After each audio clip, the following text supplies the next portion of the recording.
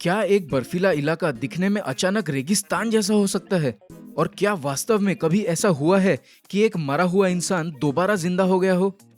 ये सब जानेंगे आज के एपिसोड में। मैं हूं एजे और ये है daily dose of Q. So let's get started. Daily Dose of You. क्या अफ्रीका के सहारा की रेत यूरोप के बर्फीले इलाकों में पहुंच सकती है? और क्या कनेक्शन है सहारा डेजर्ट और साउथ अमेरिका के विशाल अमेज़न फॉरेस्ट के बीच में? अफ्रीका के उत्तरी भाग में स्थित सहारा डेजर्ट दुनिया का सबसे बड़ा डेजर्ट है। सॉरी, मेरा मतलब है कि दुनिया का सबसे बड़ा गर्म डेजर्ट है। दरअसल एंटार्क्टिका और आर्कटिक जो बर्फ से ढके होते हैं उन्हें भी डेजर्ट माना जाता है और वे दोनों सहारा से भी बड़े हैं। लेकिन सहारा डेजर्ट जो कि एक गर्म रेगिस्तान या हॉट डेजर्ट है वो वाकई विशाल है। अफ्रीकन कॉन्टिनेंट का लगभग 1/3 एरिया इसके अंदर आता है और इसके अंदर कुल 11 देश समाये हुए हैं, जैसे कि इजिप्ट, अल्जीरिया, चैड, लीबिया, माली, मॉरिशियाना, मोरक्को, नाइजर, सूडान, वेस्टर्न सहारा और तुनिशिया। जैसा कि आप जानते हैं कि रेगिस्तान होने के नाते सहारा डेजर्ट ज्यादातर रेत से ढका हुआ रहता है। तेज हवाएं इस रेत को थोड़ी दूर तक अपने साथ उड़ा ले जाती है और इसी से बनते हैं लेजेंडरी सैंड ड्यून्स या रेत के पहाड़। लेकिन आप चौंक जाएंगे ये सुनकर कि सहारा रेगिस्तान की धूल हजारों मील दूर यूरोप के बर्फीले इलाकों तक पाई जाती है। सिर्फ यही नहीं, सहारन डेजर्ट की डस्ट पूरे दुनिया में ट्रैवल करती है और इसका हमारे धरती के इकोसिस्टम को बनाए रखने में एक बड़ी भूमिका है। चलिए समझते हैं कैसे। सहारा डेजर्ट बेहद गर्म जगह है। यहाँ का तापमान गर्मियों में 50 डिग्री सेल्सियस तक पहुँच जाता है। जब रेगिस्तान के ऊपर की तेज गर्म हवा रेत के ऊपर से बहती है तब वो अपने साथ कुछ छोटी रेत या धूल को ले जाती है। हवा की रफ्तार तेज होने के कारण ये उड़ती हुई रेत फिर से नीचे नहीं गिर पाती। साथ ही हवा बहुत गर्म होने की वजह से काफी हाई एल्टीट्यूड्स पर पहुंच जाती है और अपने साथ इस रेत को भी ले जाती है। ये एक स्पेशल फिनोमिना है और इस हाई एल्टीट्यूड पे गर्म हवा और रेत के मिश्रण को हम कहते हैं द सहारन एयर लेयर। अगर एटमॉस्फेयर के ऊपर की लेयर्स की हवा उत्तर की तरफ बह रही हो तो ये अफ्रीका से चलकर यूरोप की दिशा में बहना शुरू कर देती है। लेकिन अफ्रीका और यूरोप के बीच में स्थित एक विशाल सागर यानी कि मेडिटेरेनियन सी है। तो फिर कैसे सागर को पार करके यूरोप तक पहुंचती है ये सहारन एयर लेयर? मेडिटेरेनियन सी के ऊपर जब यह हवा पहुंचती है तो एक अद्भुत घटना घटती है। सी के ऊपर की ठंडी और नम हवा का सामना जब इस गर्म और ड्राई सहारन एयर लेयर के साथ होता है तब यह गर्म हवा और ऊपर जाने लगती है। इसका कारण है कि गर्म हवा ठंडी हवा से कम डेंस या कम घनी होती है और इसी वजह से ऊपर चली जाती है। तो इसी तरह ये रेत मेडिटेरेनियन सी को पार करके यूरोप में पहुंचती है। वहां पहुंच के जब इस हवा की गति कम हो जाती है और जब इसका तापमान कम हो जाता है तब वो धूल और रेत के तूफान के रूप में नीचे गिरती है। वैसे तो ये उन सभी के लिए तकलीफदायक चीज होती है जिन्होंने अपनी गाड़ी कल ही धुलवाई थी, लेकिन इसी की वजह से एक खूबसूरत नजारा हम सबको देखने को मिलता है। एक अद्भुत दिखने वाला लैंडस्केप जिसमें कि पहाड़ी इलाकों में पूरी जमीन रेत से ढक जाती है, लेकिन ऊपर की सतह को हल्का सा कुरेदने से अंदर आप बर्फ की लेयर को भी देख सकते हैं। कुछ चोकोबार आइसक्रीम के जैसा, ऊपर से चॉकलेट लेकिन अंदर से वैनिला आइसक्रीम। है ना मजेदार? ठीक इसी तरह ये सहारन एयर लेयर अटलांटिक ओशन को भी पार कर जाती है जब हवा पूरब से पश्चिम की दिशा की ओर चलती है। लगभग 1600 माइल यानी कि 2500 किलोमीटर की इस सहारन रेत की जर्नी को नासा के सैटेलाइट्स ने कैप्चर किया था 2015 साल में। ये रेत अपना अटलांटिक का सफर करके पहुंचती है ब्राजील के अमेज़न रेन फॉरेस्ट में।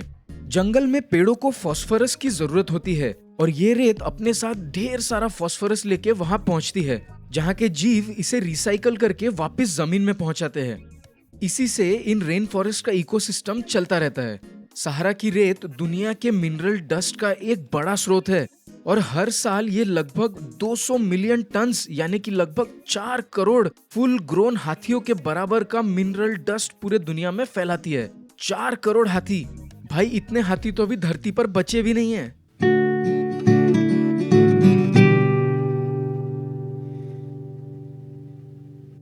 क्या कोई इंसान मरकर वापस जिंदा हो सकता है? वैसे तो साई-फाई मूवीज में ये सब रोज की आम बात है, लेकिन क्या सच में ऐसा कभी हुआ है? कोमा की स्थिति में इंसान बोल चल तो नहीं सकता, लेकिन उसे हम मृत तो बिल्कुल नहीं कह सकते, क्योंकि उसकी धड़कनें तब भी चलती रहती है। लेकिन क्या ऐसा कभी हुआ है कि घंटों तक धड़कनें बंद होने के बाद भी कोई इंसान फिर से जाग उठा हो? ऐसी ही घटना हुई थी जीन हिलर्ड नामक एक महिला के साथ दिसंबर 1980 में। चलिए जानते हैं उसी की कहानी। 19 वर्षीय जीन अमेरिका के लैंगबी नाम के एक छोटे से गांव में रहती थी। मिनेसोटा के इस छोटे से गांव में बहुत ही कम लोग रहते थे और ये इलाका जंगल्स और लेक से घिरा हुआ था। यहाँ का तापमान शून्य से काफी नीचे रहता था और ज्यादातर जमीन बर्फ से हमेशा ढकी हुई रहती थी। एक रात जीन अपने दोस्तों के साथ पार्टी करने के लिए अपने पिता की फोर्ड एलटीडी गाड़ी लेकर जाती है। रात में घर लौटने के समय उसकी गाड़ी फिसल जाती है और उसकी गाड़ी एक गड्ढे में गिर के फंस जाती है। जहां उसकी गाड़ी बंद होती है वो जगह उसके फ्रेंड वॉली के घर से लगभग 3 किलोमीटर की दूरी पर था। जीन अपनी गाड़ी से उतरकर अपने फ्रेंड के घर की तरफ जाने लगती है। उस रात बाहर का तापमान -22 डिग्री सेल्सियस था और जीन के लिए ये सफर बहुत ही मुश्किल हो जाता है।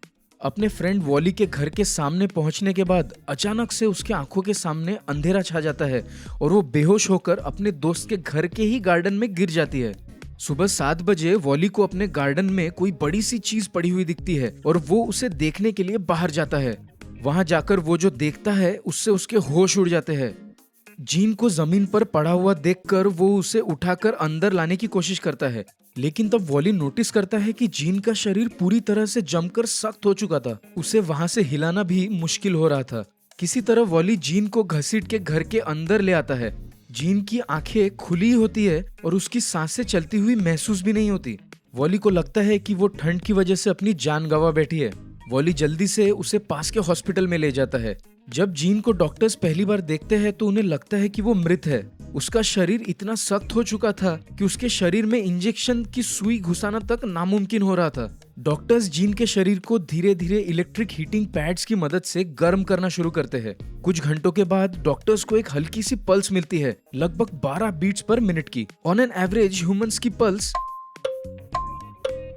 72 बीट्स पर मिनट की रफ्तार से चलती है और इसके हिसाब से उसकी पल्स बहुत ही धीमे थी। उस दिन दोपहर तक जीन होश में आ चुकी थी और होश में आने के बाद उसका पहला वर्ड था, मैंने पिताजी की गाड़ी क्रैश कर दी है, वो मुझे मार डालेंगे। चलिए अब इस कहानी के पीछे के साइंस को थोड़ा सा समझ लेते हैं। बेहद ज्यादा ठंड की वजह से इंसानी शरीर में हाइपोथर्मिया होता है। इस अवस्था में ह्यूमन बॉडी का तापमान बहुत ही तेजी से गिरने की वजह से वो खुद को शट डाउन कर लेती है। तब शरीर ठंडा होकर जम जाता है और इसी वजह से शरीर में मौजूद ब्लड बहुत ही गाढ़ा हो जाता है और बड़ी धीमी गति से शरीर में बहना शुरू करता है। ठीक उसी तरह से जिस तरह एक बेर या भालू लंबे विंटर्स के दौरान अपने शरीर को हाइबरनेट कर लेता है। इसे शीत निद्रा भी कहा जाता है। ऐसी अवस्था में शरीर को ऑक्सीजन की बहुत कम मात्रा की जरूरत होती है, इसीलिए हार्ट बड़ी ही धीमी गति से धड़कता है और सांसें नहीं के बराबर चलती है। ऐसे जमे हुए इंसान को जब धीरे धीरे गर्म किया जाता है तो वो बच सकता है, लेकिन फिर भी डॉक्टर्स का आज भी मानना है कि जीन हिलर्ड की किस्मत उस दिन वाकई बहुत अच्छी थी। तो आज हमने ये सीखा कि जरूरत पड़ने पर आदमी भी भालू की तरह हाइबरनेट कर सकता है।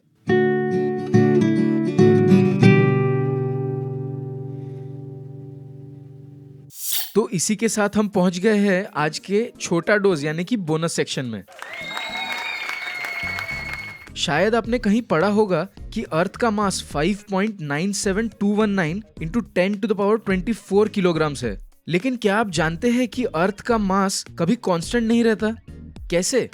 कई छोटे छोटे उल्का पिंड जिन्हें हम माइक्रोमेटीरियोराइट के नाम से जानते हैं, रोज अर्थ पे आ गिरते हैं। अंतरिक्ष से एक किस्म की धूल जिसे कॉस्मिक डस्ट कहा जाता है, हमारे अर्थ पे हर समय आती रहती है।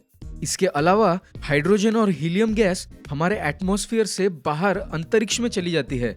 इन सब का मिलाजुला परिणाम होता है अर्थ का मास लॉस। कितना? ज्यादा नहीं, बस 5500 टन पर ईयर, मतलब लगभग 1100 हाथी के बराबर का वजन। मैं हर चीज को हाथियों में ही वजन करता हूँ। वैसे अर्थ के पूरे मास के हिसाब से ये अमाउंट बहुत ही कम है और इसलिए हमारे मास एस्टिमेशन पे इसका कोई खास फर्क नहीं पड़ता।